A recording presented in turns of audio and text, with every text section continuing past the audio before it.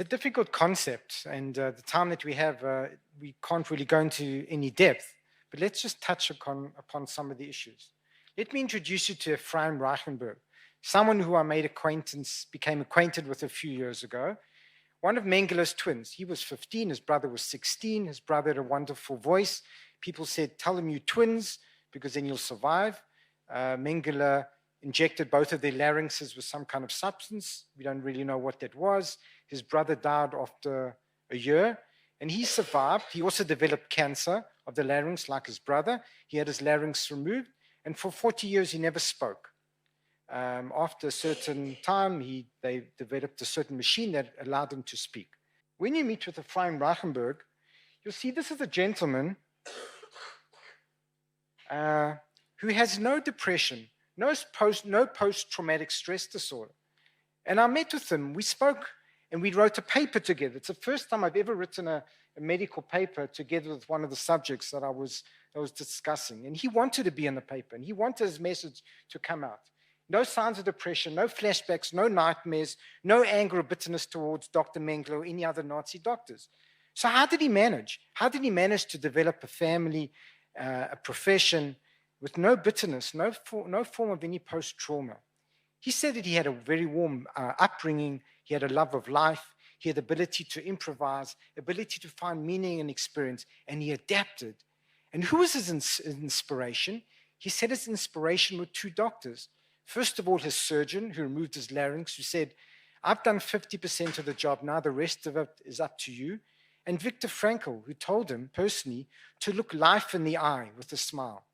So he didn't ignore the experience, but he felt that he constantly analyzed it, but he used that to grow. So even when sick and broken, one can cry or decide to move on, and he chose the latter. So this is the paradigm shift in analyzing trauma. Because in psychiatry, we tend to focus on illness. But what about the healthy? And this is the positive psychology movement. It's a paradigm shift in psychiatry, and it shifts the agenda. So let's talk about resilience for a few minutes. So resilience is the ability to adapt following some kind of adversity or trauma. And it demands flexible adaptation. So the concept is poorly understood because, once again, in psychiatry, we focus on illness, not on health. But the awareness of the phenomenon is increasing. And why is it ignored? Because we don't know how to understand how to help people develop that health. So there were 10 components of resilience that had been described amongst Vietnamese or former prisoner of war who were in Vietnam. We don't have time to really go into each of them. And let's see if we can see some of that manifestation in what we're talking about today. So what about Holocaust and resilience? So much has been written about Holocaust and this inevitable PTSD. But most people actually did not develop PTSD, and we just heard about that. Only about 15 to 25% developed classic symptoms of PTSD. Others had traumatic symptoms, but came out of it. So there are 5 potential outcomes in psychiatry we believe people are exposed to some kind of trauma: chronic dysfunction, recovery, resilience, post-traumatic growth, and delayed reactions. Now, we understand that chronic dysfunction and delayed reaction and trauma, PTSD, are illnesses. But what about resilience and post-traumatic growth? So post-traumatic growth is a very interesting concept, because here are people who experienced trauma and came out of the trauma after analyzing and living through the trauma, but became even stronger. So they had developed a more fulfilling awareness of themselves in the world. They improved their life appreciation and their sense of personal strength and deeper spiritual life. And their relationships became more meaningful. And interestingly enough, there becomes an inverse relationship between resilience and post-traumatic growth. Because people who needed to develop resilience, in some ways, didn't allow the trauma to touch them. They went through the trauma and they moved through it. Whereas people with post-traumatic growth, on the other hand, experienced the trauma with a great deal of pain, but grew from that trauma. So what about doctors and resilience? Because that's the subject of today. So the doctors themselves went through a lot of trauma and had to develop their own kind of resilience. And on the other hand, they facilitated other prisoners and other victims to develop resilience. So how did the doctors themselves cope through the horrors of Auschwitz and develop resilience? And how did they deal with this inferno that threatened their own lives? While they themselves were suffering, they developed that kind of resilience. So when you look at the doctors that have described the experiences, the doctors appear to survive on average about 20 months in Auschwitz, which is much longer than other prisoners. They themselves were subjected to beatings, torture, and threat of death, and many recorded their experiences. So some of the common elements from their memoirs that they experienced, how did they do it? How did they develop their resilience? And they each write about this. They focus a lot in their memoirs and their books about this. And they spoke a lot about it afterwards. So they developed that, what they said, each of them developed a single-minded desire to survive. And there were important personality features associated with that desire, that strong will to survive. There were various defense mechanisms, which we'll mention soon. And also they concentrated on the suffering of others, not just on themselves. And many of them were very ordinary individuals, but they rose to the occasion to help others in their suffering. So what were some of the traits? So first of all, they all embraced a cause that gave them meaning, and that's to help others through their work as a doctor. They were occupied constantly with their work, which became a protection for themselves against emotional suffering. And they were all extremely stubborn and determined. As opposed to the Musliman, which you mentioned, we don't have time to really talk about that, the people who just gave up, and you can see it in their faces. These are the people that said, no, that's it. And these people died within 2 to 3 days. They would see them on their faces. So what are some of the important personality features that they all discussed? Resilience, hardiness, determination, responsibility, self-esteem, and perseverance. That was a very big thing that they all described, that they were in these very difficult situations, but they wouldn't give up. And even when they were faced with that adversity, they said, I'm going to find some kind of meaning, at least in me managing these patients in the context of the environment which they were provided, which is very limited. And we'll discuss some of that right now. Now, these personality features, which they all said helped them to cope and to develop that resilience, they said they developed early in their life. It came from their families. It evolved over time. It wasn't suddenly they were placed in Auschwitz and they developed these kind of personality features. And often they say it was related to their early family experiences and the family values that they developed. But once again, there was something very unique that happened in the experience there. And that was, in addition to their previous development and their values, it was something about togetherness. And they all mentioned this. The critical nature of socialization within the context of the camp itself. Now, whenever they got better conditions, and the doctors actually did get better conditions relatively, many of them in the camps, they shared those conditions. They shared within themselves. And they said that the relationships amongst the doctors in the context of the work that they were doing in the camps gave them a sense of being a human being, that desire for social connection. So they said that when human values can be preserved in a small group, that's what gave them a reason to survive. And that's kind of a common feature if you look at the memoirs of some of these doctors that came out. Dr. Margarita Schwalbova said, I was only able to function in Auschwitz by working with my colleagues. The relationship with their Jewish doctors, Dr. Strous said, gave them a positive identity. Senator John McCain, by the way, previous presidential candidate in the United States, said that when he was a prisoner of war in Vietnam, just hearing tapping on the wall by other prisoners of war gave him a reason to survive and made all the difference. So what are the important requirements for resilience in the doctors that people have described within Auschwitz? And we're talking about Auschwitz today, but I'm sure that this can be expanded and extrapolated to other camps. They all speak about having that positive identity, the ability to work within the boundaries of the reality with which they were presented. Security, albeit very limited in this small environment of the clinic. Some sense of control, and that's very, very critical. In the era that they had, they would develop that kind of control. In a very limited era. Preserve the sense of individuality. It took time to adapt. Those that lived longer actually were able to develop better resilience. Age, the younger people had better ability to adapt and therefore develop that resilience, and they had a powerful drive to survive.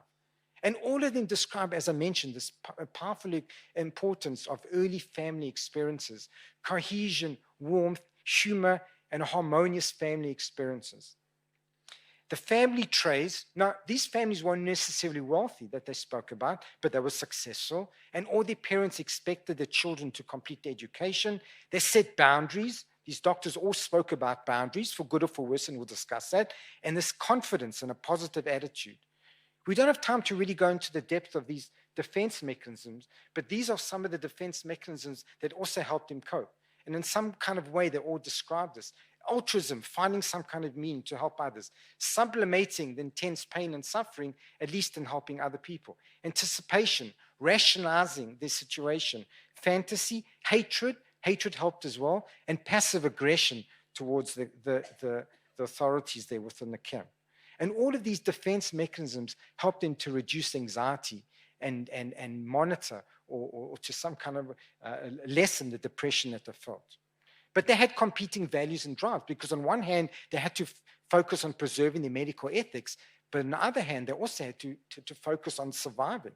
So at times there was the issue of care and the best interests of the patients against their threat of their being whipped. And some of them chose being whipped and even death. And that has also been described. At times, however, they had to be detached from their patient's pain to make decisions. And some of that has been described very well by Dr. Giselle Pearl, who had to make some very difficult decisions. And sometimes some of the victims or their family members came back to haunt them later with that. So that's the resilience of the doctors. But how did the doctors help other victims developing resilience? How did they help the other people, their patients, or some of the other prisoners? So all of them describe the need to help others with compassion, courage, and comfort. I just want to give you a few examples. Dr. Seema Weissman, she would calm and comfort overtly. She was a woman's doctor, gynecologist, and pregnant woman Mengele would kill, but Mengele liked pretty woman. So what she would do, she would say, "You're pregnant, I know that Mengele is probably going to kill you if he sees you." So when all the women used to parade naked in front of Mengele, when he used to choose which would have to be killed, she would put the prettiest woman in front of the pregnant woman to save their lives. And we said, "Don't worry, we'll be okay." And that's how she comforted these women. Dr. Louis Michels, a Dutch doctor, prior to selection, he would conceal medical records or send very sick patients to hiding place, but all the time reassuring, "Don't worry, it will be okay." He didn't necessarily have medication, but he had a calming word. Dr. Giselle Pearl, she promised hysterical patients they would be okay, even though she knew they would not be okay, and they were on the way to the gas chambers. But she would calm them, "Don't worry." She would lie, but she would calm them.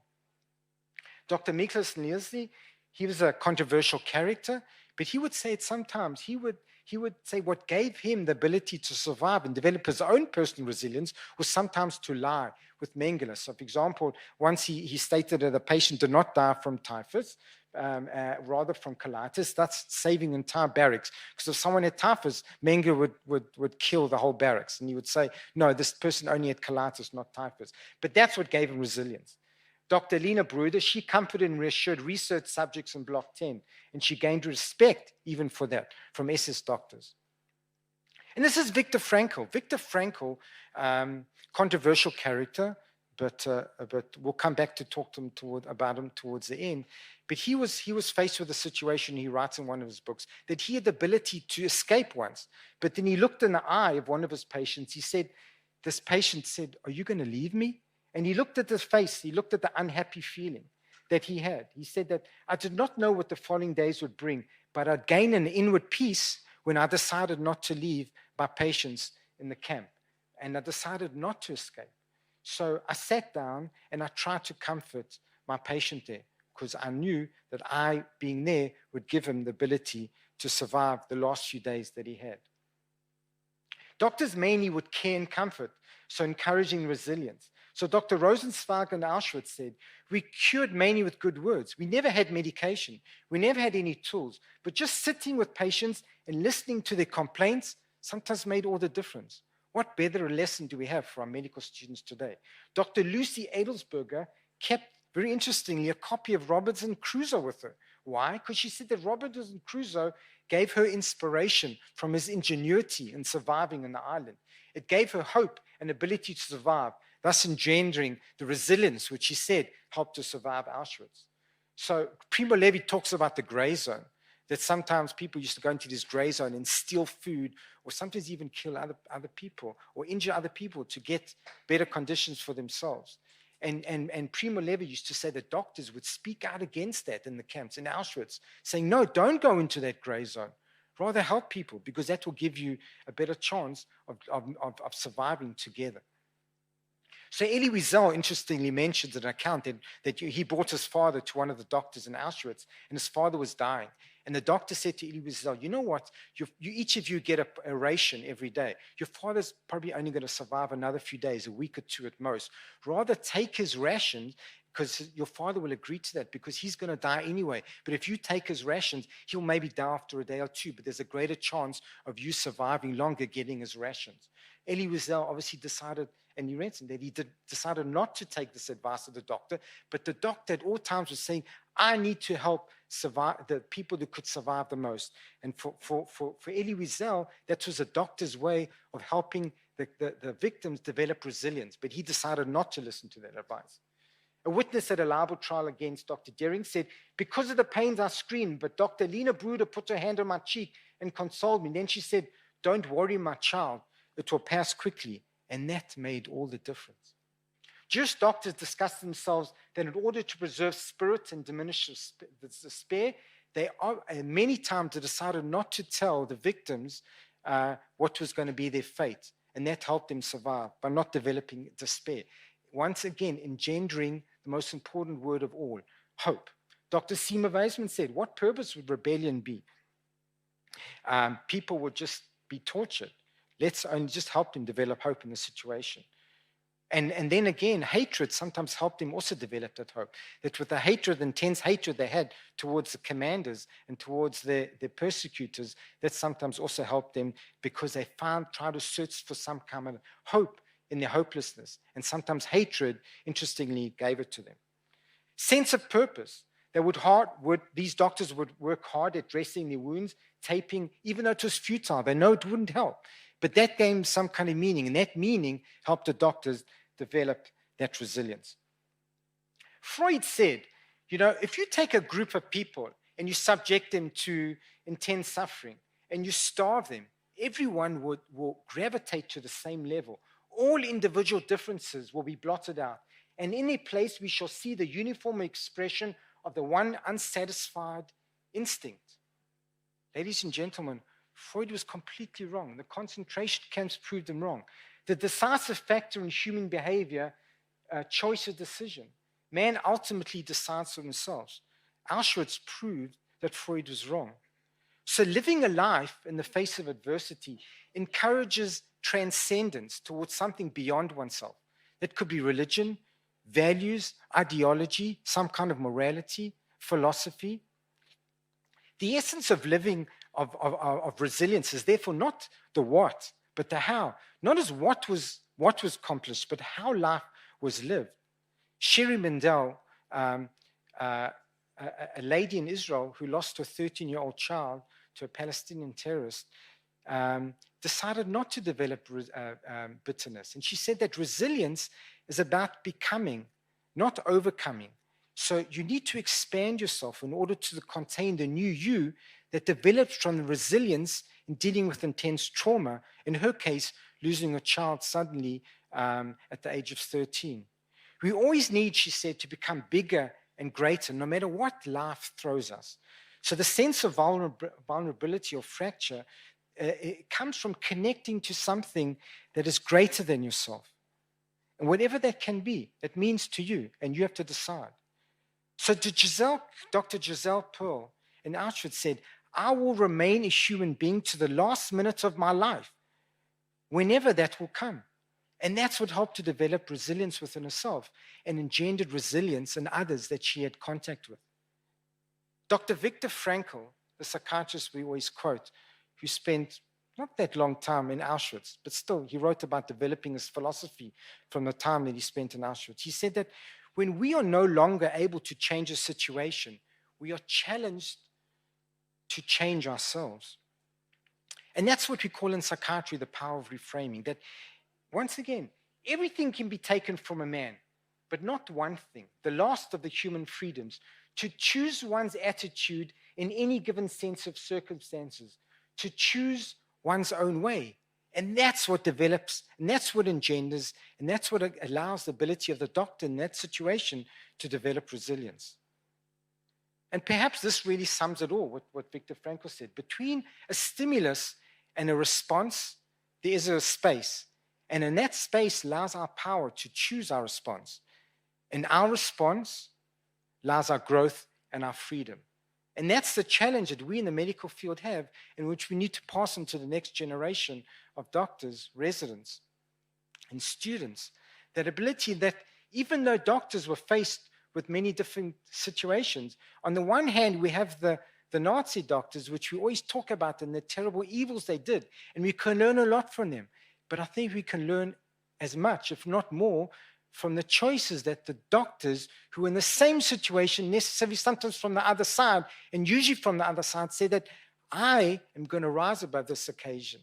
Even though I'm faced with this terrible trauma and challenge, I'm going to develop resilience and become a better doctor, and in that situation, a better person. I will end with a comment of Elie Wiesel. And I think that if there's any comment that summarizes everything we discussed today about the doctors, on the one hand, the Nazi doctors, and on the other hand, the doctors who helped the others, this is what he said. When I think about the Nazi doctors, the medical executioners, I lose hope. To find it again, I think about the others, the victim doctors. I see again their burdened gazes, their ashen faces. Am I naive in believing that medicine is still a noble profession, upholding the highest ethical principles? For the ill, doctors still stand for life. And for us all, hope. Thank you.